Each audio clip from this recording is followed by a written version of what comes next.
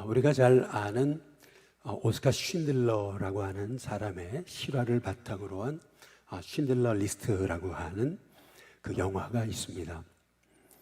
원래는 돈 벌기 위해 폴란드로 왔고 돈밖에 모르던 사업가였지만은 히틀러가 유대인을 학살하는 그러한 그 광경 앞에서 한 사람이라도 더 유대인을 구하기 위해서 자기의 전 재산을 바쳐서 한 사람 한 사람 살려냈던 이 오스카 이 쉰들러의 이 스토리는 많은 사람에게 감동을 주었죠. 자기도 이 히틀러의 그 군인들에게 오해도 받고 또 어려움을 당할 수 있는 그런 처지였지만은 그럼에도 불구하고 한 생명을 구하는 것이 세상을 구하는 것이다 라고 하는 그런 확신을 가지고 한 사람 한 사람 자기의 불이익과 또 자기의 재산을 내려놓고 또 어려움을 감수하는 그런 어려움 중에도 그는 한 생명 한 생명 구하다가 결국 1100명이라고 하는 그 유태인들을 구원해내는 참 그런 귀한 일들을 감당했던 것을 볼 수가 있습니다.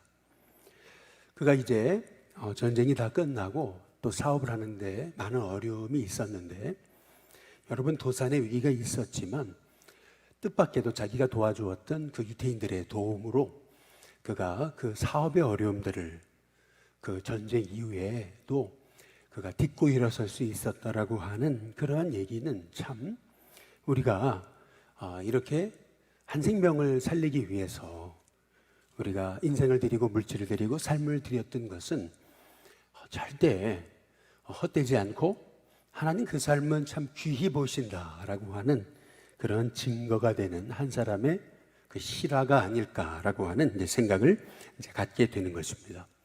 오늘 말씀해 보시면은 22절 후반부에 보면 바울이 이런 얘기를 하잖아요. 내가 여러 사람에게 여러 모습이 된 것은 아무쪼록 몇 사람이라도 구원하고자 합니다 라고 이렇게 말하고 있어요. 저는 오늘 말씀을 묵상하다가 여기 사도 바울이 얘기했던 이 몇 사람이라도라고 하는 이 말씀에 제 눈이 시선이 고정이 됐습니다. 몇 사람이라도 이것이 이 사도 바울의 인생의 좌우명이었고 예수님을 만나고 나서 그가 평생에 가졌던 목회 철학, 인생 철학, 신앙인의 삶의 목표였다라고 하는 것을 이제 볼 수가 있어요. 내가 율법 없는 자가 아니지만 내가 율법 없는 자처럼 된 것은 내가 몇 사람이라도 구원을 얻고자 합니다. 내가 약하지 않지만 약한 자처럼 된 것은 내가 그 약한 자 몇 사람을 구원하고자 합니다. 내가 자유로우나 그러나 스스로 내가 종된 것조차도 그 몇 사람 나를 통해 그 몇 사람을 구원하고자 함이었다라고 하는 이 사도 바울의 인생 좌우명, 인생의 그 철학, 목표, 그의 삶의 방향은 우리가 이 땅을 살아가면서 우리가 한 사람의 신앙인으로서 또 목회자로서 또 부름받은 주님의 종으로서 우리가 어떻게 살아야 되겠는가라고 하는 사실을 보여주는 참 너무나 귀한 하나님의 음성임을 알 수가 있습니다. 이 몇 사람이라도 라고 하는 이 고백이 저와 여러분의 고백이 될 수 있게 되기를 주님의 이름으로 축복합니다.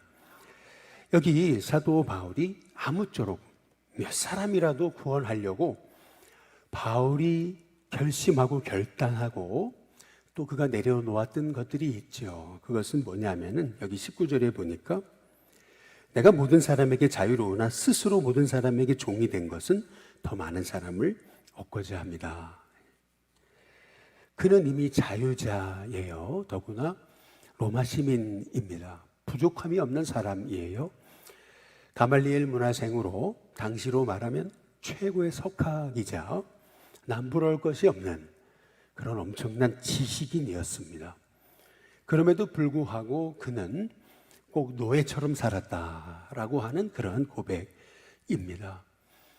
전혀 노예처럼 되지 않아도 될 그였지만은 한 사람이라도 더 구원하기 위해 그는 자유자의 삶이 아니라 종된 삶을 살았다라고 하는 사실을 우리가 보게 될 때 우리의 삶 속에서 우리의 삶의 좌우명이 이 사도 바울과 같은 몇 사람이라도 구원하려고 내가 가진 자유, 내가 가진 특권, 내가 가진 인생의 권리를 내가 포기할 수 있는가, 내려놓을 수 있는가 라고 하는 사실을 우리 자신에게 물으며 끊임없이 물으면서 하나님, 사도 바울처럼 한 사람이라도 더 구원하기 위해 우리의 삶의 방향이 맞추어지는 하나님의 종이 되게 달라고 기도하며 살아가는 저와 여러분이 될 수 있게 되기를 주님의 이름으로 축복합니다.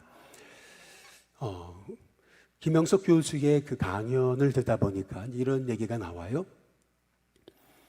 본인이 이제 대학에서 교수로 가르치던 시절, 당시에는 이제 연세대학교에 이제 청년들, 학생들이, 대학생들이 이제 입학을 하게 되면 옛날에는 뭐 종교란에 이제 표시하는 게 있었잖아요.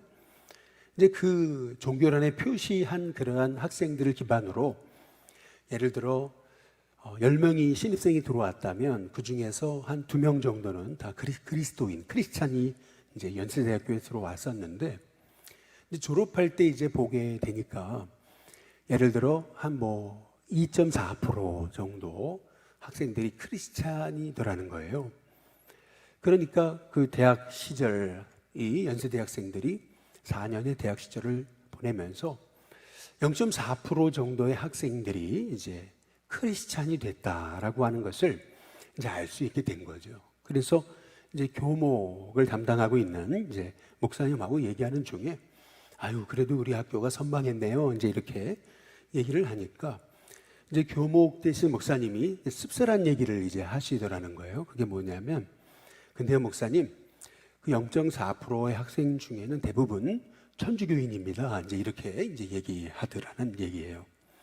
그러니까 크리스찬이라고 체크한 그 비율에서 거기에는 개신교만 있었던 게 아니고 이제 천주교 학생들도 들어 있었던 건데 참 안타깝게도 상당수의 학생들이 개신교를 선택한 게 아니고 천주교를 선택했다. 이제 이러한 얘기를 이제 하시더라는 겁니다. 이유가 뭐였을까? 이제 당시에 이제 가장 이제 존경받는 이제 천주교의 지도자가 있었잖아요. 이제 그 사람이 이제 김수환 추기경이었던 거죠. 그 김수환 추기경으로 인해서 이제 많은 학생들이 이제 천주교의 호감을 이제 갖게 됐다라고 하는 그런 얘기입니다. 그래서 아니 어떻게 이 김수환 추기경의 삶이 도대체 무엇이었길래 그래서 조금 그분의 이제 그 일대기나 뭐 이런 것들에 대해서 살펴보니까 이 김수환 추기경이 인생의 모토로 삼았던 것은 바로 바보 철학이었던 것을 이제 볼 수가 있어요. 그래서 그의 그 인생을 영화화한 그런 다큐멘터리에서도 그 제목이 바보야라고 하는 이제 것이죠. 이 김수환 추기경이 쓴 칼럼 제목, 책 제목도 바보가 바보에게라고 하는 이제 책인 거예요. 이제 결국 바보로 살았던 것, 이제 그것이 오히려 복음에 상당한 그러한 영향력이 있는 인생을 살게 됐던 그러한 비결이었다라는 겁니다. 실은 진정한 바보는 죄송합니다. 우리 예수님이셨던 거죠. 얼마나 이 땅에 오셔서 참 바보처럼 사셨습니까? 하늘의 권세를 가지신 분이 가장 냄새나고 비천한 그 말구 위에 태어나시기부터 시작해가지고 그래서 예수님께서 이 땅에서 얼마든지 많은 걸 누리실 수 있는 예수님이 몫으로 사셨고 뿐만 아니라 공생의 활동을 하시면서 수많은 병자들을 일으키시고 죽은 자를 살리셨던 예수님께서 그 죽은 자를 살리는 그 놀라운 특권을 자신을 위해서는 한 번도 사용하지 않으셨던 것을 볼 수가 있는 거죠. 그렇게 많은 복음의 삶을 살아가시면서도 여우도 굴이 있지만 인자는 머리 둘 곳이 없다라고 말씀하시면서 가장 낮고 비천하고 외롭고 상처받고 눌린 자들과 함께 공생의 삶을 보내셨던 그 예수님의 삶, 마지막에는 입으셨던 옷까지, 마지막 그 옷에 몸에 걸치고 계셨던 옷 하나마저도 빼앗기셔서 다 내어주셨던 그 예수님의 그 삶 자체는 어찌 보면 거룩한 바보이셨다는 것을 이제 볼 수가 있는 거죠. 그 거룩한 그 바보의 이제 그 삶을 쫓아서 사도 바울도 바보의 길을 이제 걸었던 겁니다. 오늘 말씀이 실은 이제 그런 것이죠. 나는 모든 사람에게 자유롭다라는 거예요. 나는 자유인이라는, 복음 안에서 나는 매일 게 하나도 없는 자유인이에요. 참 자유인입니다. 그러나 그럼에도 불구하고 복음을 위해서 나는 스스로 종이 됐다는 겁니다. 복음을 위해서라면, 한 사람이라도 더 구원할 수 있는 것이라면 나는 자발적인 그런 낮아짐을 선택했다는 거예요. 나는 율법 있는 자지만 율법 없는 자처럼 되고, 또 나는 절대 율법에 매이지 않지만 그러나 율법의 매인자처럼 살아가는 이유, 그것은 아무쪼록 몇 사람이라도 나를 통해 하나님이 생명을 구원하시는 역사를 보려고 사도 바울은 어찌 본다면 진짜 복음의 사도이자 동시에 바보로 살았던 그런 하나님의 종이었던 것을 볼 수가 있는 거죠. 여기 24절에 보면 바울의 인생 철학을 볼 수가 있어요. 그게 뭐냐면 같이 한번 읽어보겠습니다. 같이 있습니다. 시작.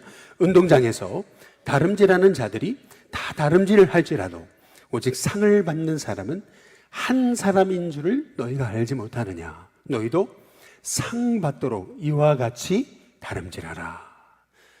사도 바울의 인생 철학, 그것은 뭐냐면 평생 그의 삶이 하나님의 상이 되기 위해서 하루도 허투루 보내지 않고 운동 선수들처럼 최선을 다해서 자신을 채찍질하면서 최선을 다해서 살아갔던 그러한 삶이었던 것을 이제 볼 수가 있는 거죠. 평생. 그는 다름질하지 않아도 얼마든지 모든 걸 누릴 수 있는 자였지만은 얼마든지 그는 권세와 학식과 또한 재산이 있고 또 얼마든지 많은 제자들이 있고 또 많은 것을 누릴 수 있는 사람이었지만, 그러나 복음을 위해 그 모든 것을 내려놓고 하늘의 부르심의 상을 위해 평생 참 쉼없이 최선을 다해 달려갔던 그러한 주님이 기뻐하시는 영적인 운동선수라고 했던 것을 이제 우리가 볼 수 있는 거죠. 평생 복음을 위해 자신의 삶이 주님의 상이 되기 위해 다름질했던 인생이었던 것을 볼 수가 있습니다. 그의 인생이 주님의 상이 되기 위해 그가 했던 것은 25절에 보면은 우리 한 번 더 같이 한번 읽어보겠습니다. 함께 있습니다. 시작. 이기기를 다투는 자마다 모든 일에 절제하나니 그들은 썩을 승리자의 관을 얻고자 하되 우리는 썩지 아니할 것을 얻고자 하노라. 여기 보면 정말 주님의 상 받기 위해 이 사도 바울이 했던 참 너무나 귀한 일, 그것은 절제하는 삶이었다는 것을 볼 수가 있습니다. 운동선수가 금메달을 따려면 우리가 먹고 싶은 거 다 먹고 또 누릴 거 다 누려서는 절대 금메달을 딸 수가 없는 거죠. 운동을 하는 선수들을 보면 하루 종일 운동했어요. 하루 종일 운동했거든요. 그런데 금메달을 따는 사람들을 보면 하루 종일 운동하고 집에 돌아와서 다른 사람들은 그냥 먹고 쉬죠. 그냥 TV 보고 놉니다. 그러나 금메달을 따는 사람들은 그렇게 하지 않습니다. 하루 종일 운동하고 집에 돌아왔어도 또 다시 내가 부족한 게 뭐가 있나 생각해서 또 다시 자기 사비를 들여가지고 누군가에게 레슨을 받으면서 또 오늘 하루 동안 운동했던 것들 중에 나의 잘못된 부분이 무엇이었는지를 또다시 개인 과외를 하는 삶을 살아가는 것을 볼 수가 있어요. 그렇게 하지 않으면 절대 금메달을 딸 수가 없어요. 절대 운동 선수로서 자기의 뜻을 이루는 선수는 될 수 없는 거예요. 시켜보니까, 저도 우리 아들의 야구를 시켜보니까 그렇더라고요. 이 사도 바울의 마음이 이제 그런 거죠. 정말 한 사람이라도 더 구원하기 위해, 아무쪼록 몇 사람이라도 또 구원할 수 있다면 나는 평생이 나의 삶이 주님의 상이 되기 위해 쉼없이 정말 최선을 다해 달려가고, 또한 나의 삶을 끊임없이 절제하는 삶을 살아왔다라고 하는 것을 이제 볼 수가 이제 있는 거죠.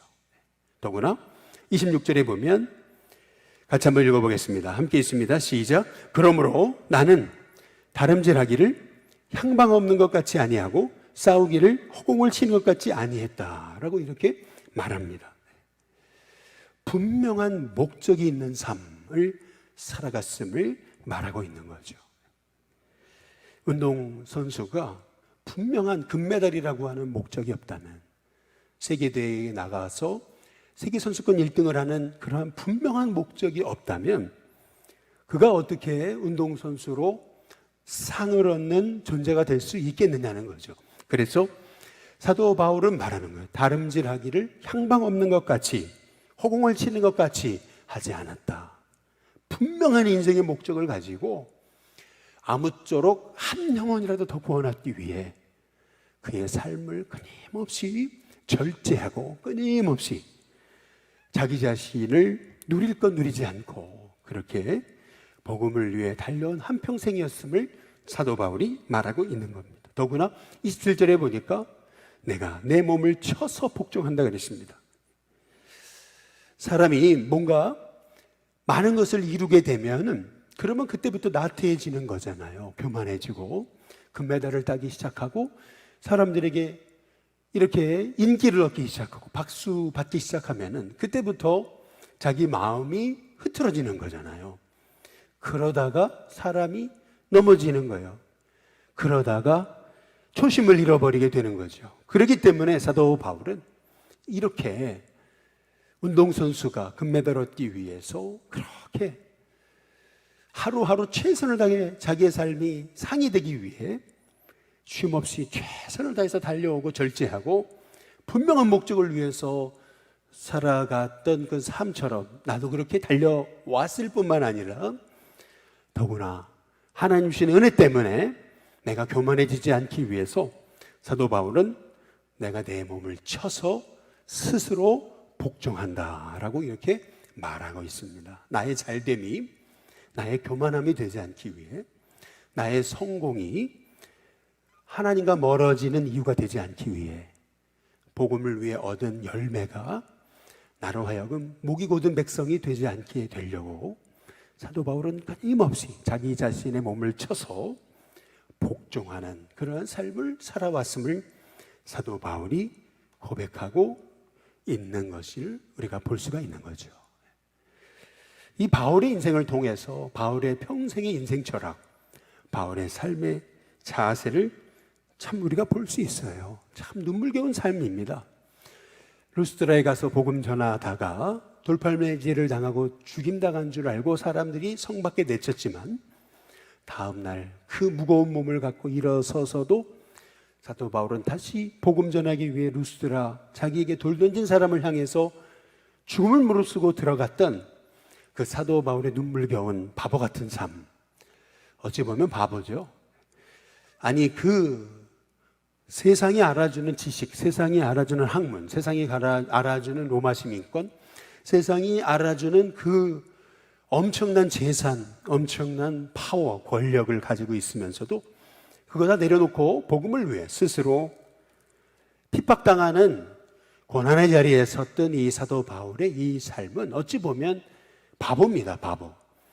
그러나 그 바보가 된 하나님의 종 한 사람을 통해서 우리는 생명이 살아나고 교회가 일어나고 주님의 나라가 편만하게 세워졌던 그런 역사를 우리가 볼 수 있어야 되는 거죠. 천주교에 다미안이라고 하는 유명한 신부가 있죠. 이분은 한 섬에 갔다가 그 섬에 문둥병이 가득한 것을 보고 복음을 전하다가 오히려 당신은 문둥병자가 아니지 않냐? 당신은 우리와 다르지 않냐? 우리 아픔을 아느냐? 라고 하는 그 말에 너무나 마음이 아파서 하나님 앞에 기도하기를 나도 문둥병자가 되게 해달라고. 그래서 결국 그는 문둥병에 걸리죠. 문둥병자가 돼서 문둥병자들에게 복음을 전하기 시작할 때 문둥병자, 그 섬에 있던 그 수많은 문둥병자들이 예수 앞에 나오는 역사가 일어났다라고 하는 그런 참 놀라운 그 복음의 역사를 우리가 생각해 보게 될 때 우리가 오늘 이 사도 바울이 말했던 이 복음을 위해 종이 됐던 이 주님의 종의 자세, 바로 이것이 저와 여러분의 삶의 자세가 될 때 평생 주님을 위해 살았어요. 그런데도 나는 무익한 종입니다. 나는 해야 될 일을 한 것뿐입니다. 명령받은 것을 다 행한 후에 하나님께 말하기를 나는 무익한 종입니다. 나는 주님의 품꾼의 하나입니다. 나는 품꾼의 하나에 불과합니다. 라는 그러한 믿음의 고백을 가지고 살았던 하나님의 종의 삶이 참 정말 주님 보실 때 진짜 잘 사는 거다. 그게 믿음의 사람이다. 주님 어떻게 하면 우리가 믿음에 설 수 있습니까? 그때 우리 주님이 하셨던 말씀이 바로 무익한 종의 자세를 갖고 살아가는 하나님의 종의 삶임을 우리 예수님이 가르치셨던 것처럼 평생 명령받은 것을 다 행했어요. 그러나 나는 무익한 종입니다. 해야 될 일을 한 것뿐입니다. 나는 품꾼의 하나입니다. 고백할 수 있는 하나님의 종이 될 때 저와 여러분의 삶이 정말 한 사람의 진짜 주님의 종을 통해 이 땅에 정말 많은 죽어가는 생명이 일어나는 그런 역사가 나타나게 되는 축복이 저와 여러분 가운데 일어나게 될 수 있기를 주님의 이름으로 축복합니다. 우리 시간 찬송가 우리 560장 함께 찬양 부르겠습니다.